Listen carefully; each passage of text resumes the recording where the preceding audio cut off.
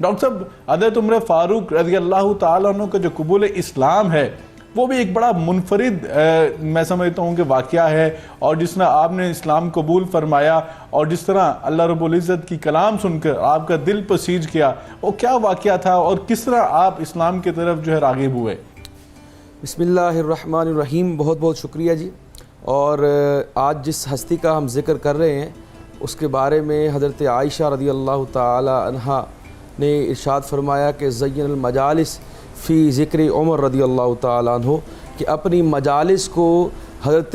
عمر فاروق رضی اللہ تعالیٰ عنہ کے ذکر سے مزین کیا کرو، اس کو زینت بخشا کرو۔ تو واقعی یہ وہ لوگ ہیں جن کی ذکر سے جو ہے وہ مجلسوں کے اندر جو ہے وہ محافل کے اندر جو ہے وہ رونق آ جاتی ہے اور ہمارا ایمان اور بڑھ جاتا ہے۔ تو جس طرح آپ بات کر رہے تھے، شاہ صاحب نے بھی اس کے اندر اپنے انٹرو میں کہا، آپ نے بھی اپنے انٹرو میں کہا کہ حضرت عمر فاروق رضی اللہ تعالیٰ عنہ ان لوگوں میں شامل ہیں جو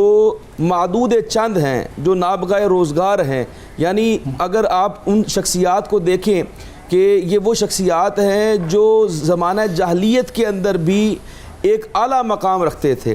اور ان کے اندر بھی یہ سر فہرست لوگ تھے کہ حضرت عمر فاروق رضی اللہ تعالیٰ عنہ 14ویں یا 15ویں شخص تھے مکہ کے اندر جن کو پڑھنا لکھنا آتا تھا، اور بنو عدی کے اندر جو کہ سفارت کے جو ہے وہ امور کے اوپر گامزن تھے۔ تو ایک جری نوجوان، ایک بہادر، ایک نڈر شخص اور ایک جذباتی شخص بھی شامل ہے جس کو حضرت عمر فاروق کے نام سے جانا جاتا ہے، اور پھر وہ اپنے علم کے اندر بھی اور اپنا ایک سفارتی طور پہ جو دنیا کے اندر جو رولز اینڈ ریگولیشنز ہوتے ہیں، جو آداب ہوتے ہیں، ان سے بھی واقف ہے۔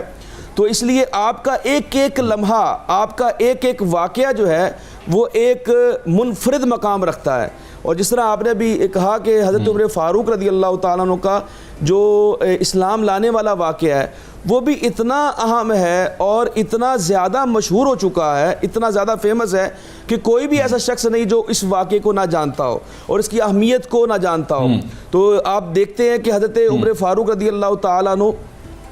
کیونکہ آپ جس وقت آپ اسلام کے ایک طرح سے ایک مخالف تھے اور ایک اس مخالفت کے اندر وہ بڑھتے چلے جا رہے ہیں، اور آقا علیہ السلام کو معاذ اللہ قتل کرنے کا بھی منصوبہ ہے، اس حد تک جو ہے وہ دشمنی ہو چکی ہے۔ لیکن دیکھیے کہ یہ میں سمجھتا ہوں کہ سرکار دو عالم صلی اللہ علیہ وسلم کے اس صحابی کی روحانی طور پر اور قلبی طور پہ وحی الہی سے اتنی وابستگی تھی، اتنی قرابت تھی کہ جس طرح ہی آپ نے حضرت اپنے بہنوئی سے اور اپنی بہن سے وہ کلام سنا